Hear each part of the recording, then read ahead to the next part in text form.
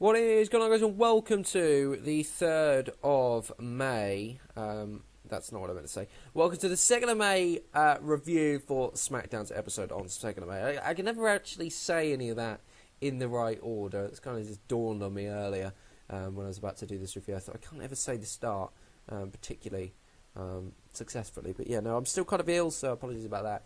But yeah, let's get right into reviewing Smackdown Live. It was a very, very good show. I thought it was it's paced a lot better than Raw. Not a lot of filler. You know, they try and fit as much as they can into 2 hours, but at the same time give time to what needs time. And the pace is always just so much better on SmackDown. We started the show backstage with Shane McMahon. He was backstage with Jinder Mahal. Well, that's actually a lie. Jinder Mahal was having a picture earlier in the day with the WWE Championship, which he had stolen from Randy Orton. Now, he was having his picture taken, and Shane McMahon turned up behind him and kind of said, "You've got to earn things around here. This is the land of opportunities, but opportunities are earned." That's not exactly what he said, but let's just pretend he did. Well, of course, that is unless you're John Cena. That said, let's just pretend that that's how it is. Or Charlotte Flair, actually. But let's just pretend that's how it is, okay? For storyline sense, okay? And Jinder said, right, okay, that's fine. I'll give you back the title, but I'm taking it back at Backlash on May 21st when I win the WWE Championship. And what I don't know what they call it. What is it? Majaraha. It sounds, all I keep thinking about when he says it is, it's always he's shouting Mujahideen, which obviously, yeah, if anybody did the Afghan war at school, or, I mean, the Cold War, it kind of all links in, I suppose, towards the end of the Cold War. You'll know what I'm talking about. So, you know, it always makes me laugh when he says, I know he's not saying that, but it just makes me laugh because that's what it sounds like. But there you go. I don't really know why I shared that. It just makes me laugh, so I decided to. So then that was fine. So then Shane McMahon comes out doing his dance, you know, and his entrance to kick off the show. I don't know where Daniel Bryan is. Oh, is Daniel Bryan? I don't actually know where Daniel Bryan is. Is Brie about to pop? Is that why he's off? It might be the case. Or has she popped? I don't know. But yeah, he kicked off the show and introduced Y2J, because SmackDown is Jericho. Watch it in, man. But anyway, Jericho comes out, the crowd are going nuts, absolutely nuts. Jericho's so over at the moment. This is his best run. It's so sad that it's coming to an end, but crowd's chanting, Y2J, Y2J, Y2J. I can't honestly remember what Shane McMahon said. It wasn't even that important, apart from obviously Kevin Owens, Jericho, main event, rematch tonight. Winner faces AJ Styles. AJ Styles came out and said he looks forward to beating whoever it is at Backlash. Spoke about their feud, spoke about their rivalry that they'd had before, that being AJ Styles and Chris Jericho, that rivalry they had when AJ Styles originally joined. His first match, if you can remember, was against Chris Jericho, if you exclude the Royal Rumble, which he won. They then decided to become a team. Then they turned on one another. Who turned? Was it, Jericho turned on Styles, that was it. Then they went to WrestleMania. Jericho then won. And the rest was history, really, for AJ Styles, because, holy shit, he went on an absolute run and a half that's still kind of going on right now. Owens then came out and spoke about how he's going to win the title back from Jericho. And he said, if you thought the Festival of Friendship was bad, if you thought WrestleMania was bad, Chris Jericho, you don't know nothing yet. Again, that's not exactly what he said, but again, let's just pretend, okay? I can't exactly quote because I can't remember, okay? So we'll play with that. And, yeah, Jericho was like, well, no, he didn't actually say anything. Jericho didn't say anything, so that was ridiculous, Cal. I don't even know why I said that. But, yeah, Owens then went after AJ Styles a little bit, said a couple of stuff about AJ Styles, and, yeah, cue friggin' Styles running down the ramp. Owens went after Shane McMahon, but didn't really get to finish his sentence because AJ Styles and him had an absolute brawl. And if the result of the main event was, in doubt for anybody, it wasn't anymore. It was clear. It's Owens versus Styles for the US title. Holy shit, what a feud. Could be for the WWE title. Rather that for the WWE title, but there we go. That can't be helped. So, yeah, great brawl. Really brought that intensity to this rivalry that it it was not necessarily lacking, but didn't require before up until this point, but it does now.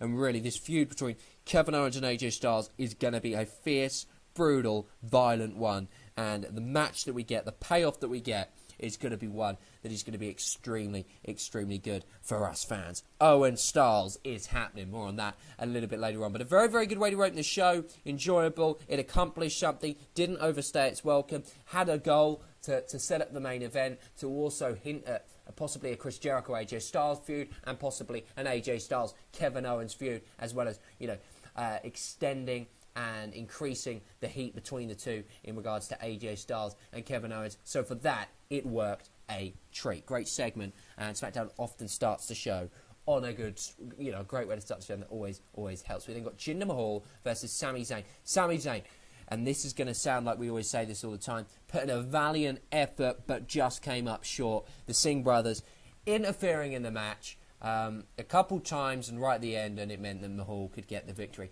Means he doesn't look massively strong going into a Backlash.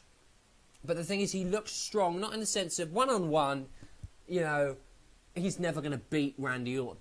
But one-on-one with the Singh brothers, and it's anybody's ball game. You even have to probably say Jinder has the advantage with those two at ringside.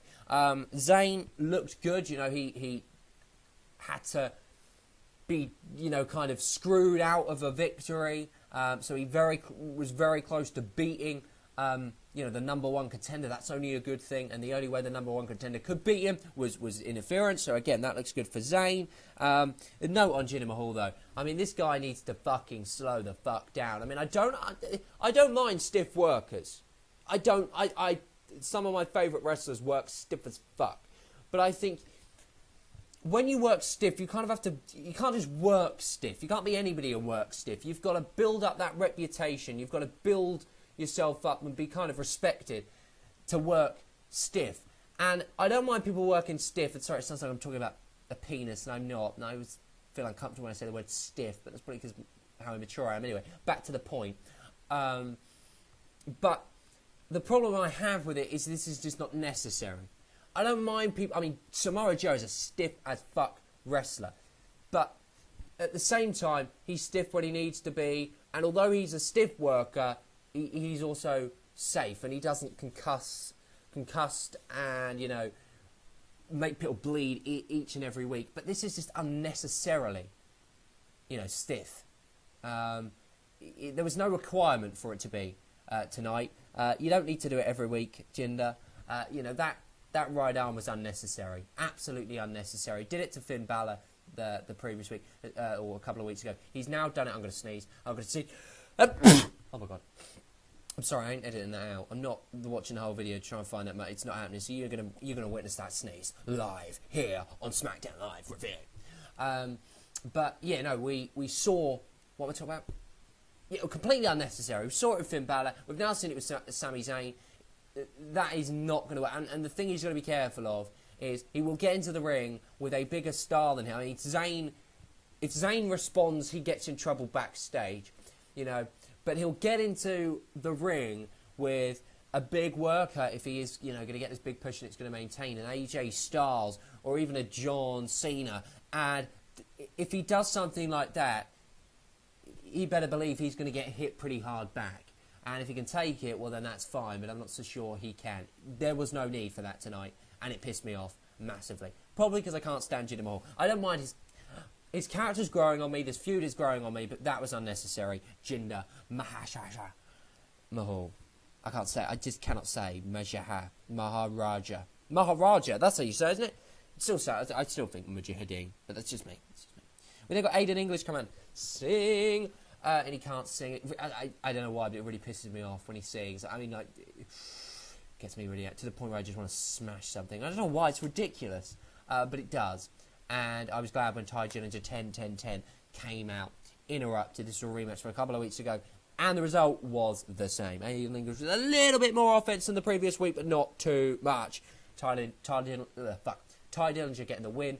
Aiden English crying backstage. Now, this can either go to... He can either become a crying, whiny, baby, nappy fucking idiot and be a joke, or he can snap. And we can see a vicious, violent Aiden English, a snappy, a mad. He can go to another place, a psychopathic place. But I don't think we'll get any of that. I really, really don't. So yeah, no, we're gonna get shitty, cry Aiden English for the next 10 weeks probably before he vanishes off the face of the earth and then gets released like his tag team partner Simon Gooch. Gotch, obviously. I don't know why I called him Gooch, but it just sounded like the right thing to do. Probably wasn't. But Ty Ninja, I like him a lot, but I worry like fuck that he's going to get lost in the shuffle. He has to.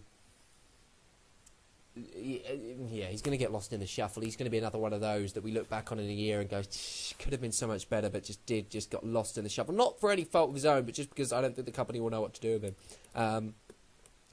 And that's a worry for me. That really is. But yeah, not a bad segment. Enjoy seeing Ty Dillinger in the ring. Worked very, very hard to get to WWE, and he's there living his dream, and that's always nice. We then got backstage, kind of meeting with the welcoming committee, as they're called. And I like that. A lot of people criticising that name, but I like it. And I know people in the comments and on Snapchat could be, Cameron, it's the shittest name I've ever heard in my life. Well, I like it, so yeah, I do. I don't know why. I don't know. I honestly have no idea why I like it. I can't even describe why I like it. I can't tell you why it's good. Probably because it's shit, but I like it, and I don't know why. So we'll go with that. I'm not even going to try and explain myself because yeah, I can't. Simple as that. I can't explain myself out of this situation. I'm going to struggle to remember what the hell went on because so much did go on. So if I forget anything, I apologise. But backstage, the welcoming committee were kind of talking, or actually was Becky Lynch. Becky Lynch was walking and walked into the welcoming committee, and Natalia basically said, "You know what? You need to join us. Basically, you think about joining us." Blah blah blah. They said, "You know, yeah, you need to join us. You know, we're stronger together, Charlotte. You should be the one that got that opportunity, not Charlotte, because Charlotte flattered us out." I don't know why. I don't know why I'm doing that. Natalia is terrible. I mean, she just sounds so fake.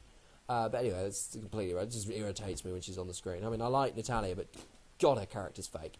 Or maybe that's just her. Actually, I think that might just be her, because I can remember watching a Total Divas episode about 10 years ago, and she was exactly the same. So actually, I think she... I genuinely think she might actually be fake. She's just like a fake person. Anyway, no, I don't mind Natalia, though. She just pissed me off a little bit. What was I saying? So, yeah, basically, Lynch went, oh, you know what, I'm going to think about it. And, yeah, then they attacked Charlotte backstage. She was having an interview. Actually, that's a lie. Charlotte attacked them. They responded 3-on-1. It's obvious. 4-on-1, actually, if you class James Ellsworth as a 1.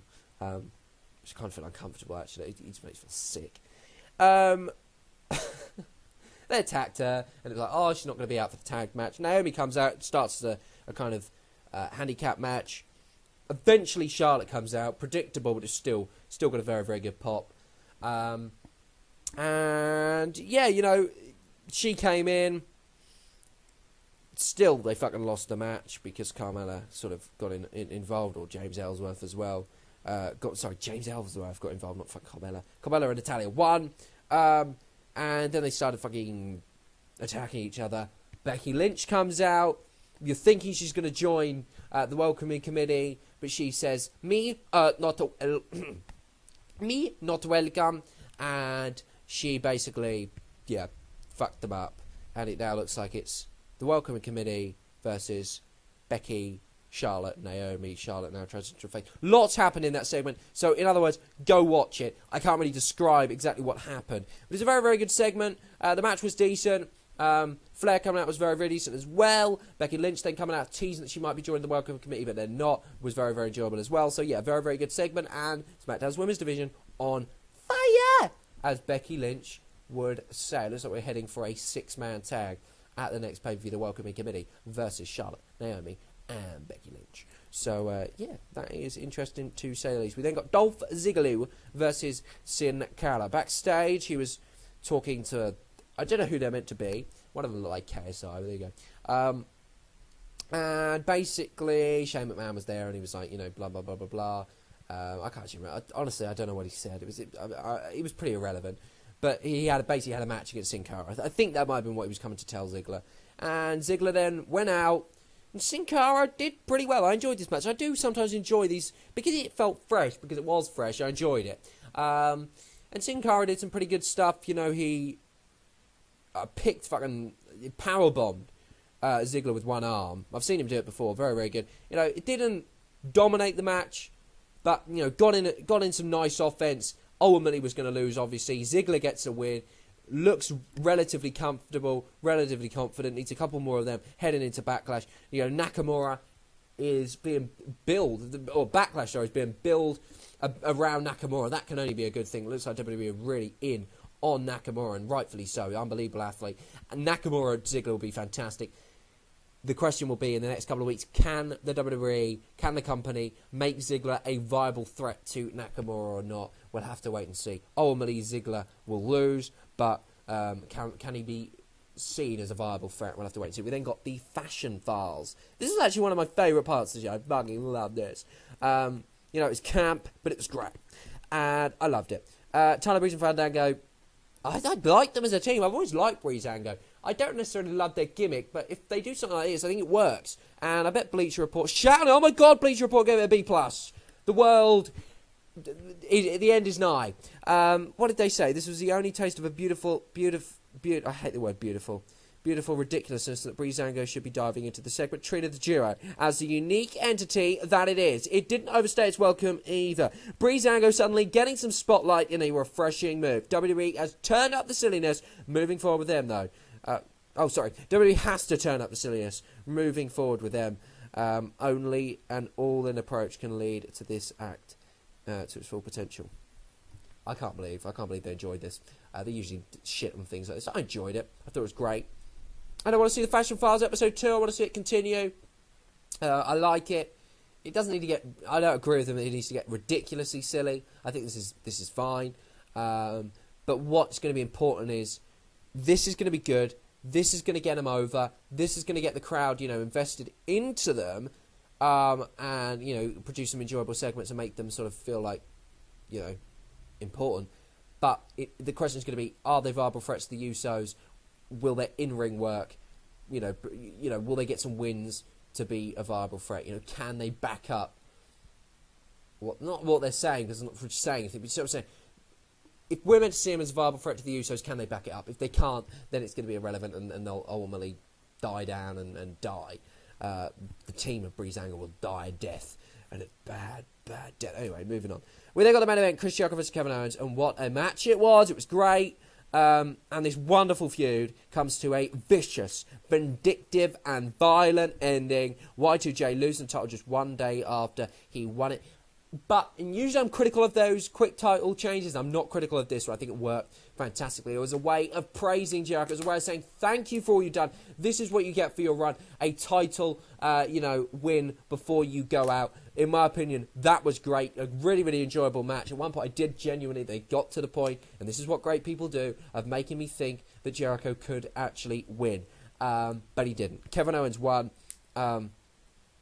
Jericho valiant in defeat, as a face should be. And then Jericho went ham. Fucking destroyed Jericho. Super kicked him. 3 pop-up power bombs. Then another. Then assaulted him after the match. I'm not really talking about that. Then there was another pop-up power bomb. And then, just so you think it's all done, it's all said and done, Owens comes back, puts Jericho's head in a chair and smashes it into the ring apron. Not the ring apron, what are those things called? The ring posts. And bang, Jericho out for a long time. Just long enough for him to go on tour. I hope we see Y2J back not very, very soon because he's on tour. But for next year's WrestleMania, this guy, excuse me, what a run he's been on. Incredible run, best run of his life. Y2J, one of Y2J's biggest fans, love Y2J.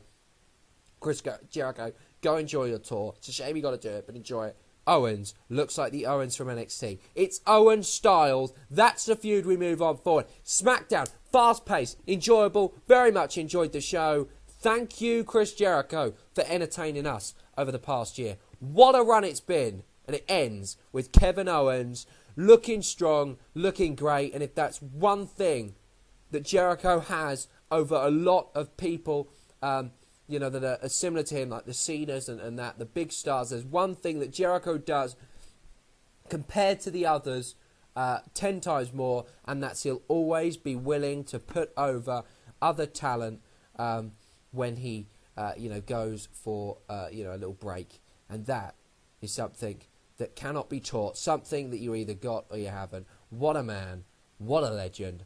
Y2J, a future Hall of Famer. It's without question. Enjoy your Fozzy tour, whatever they're called. And Kevin Owens is your new United States Championship. He is the face of America. Drink it in, man!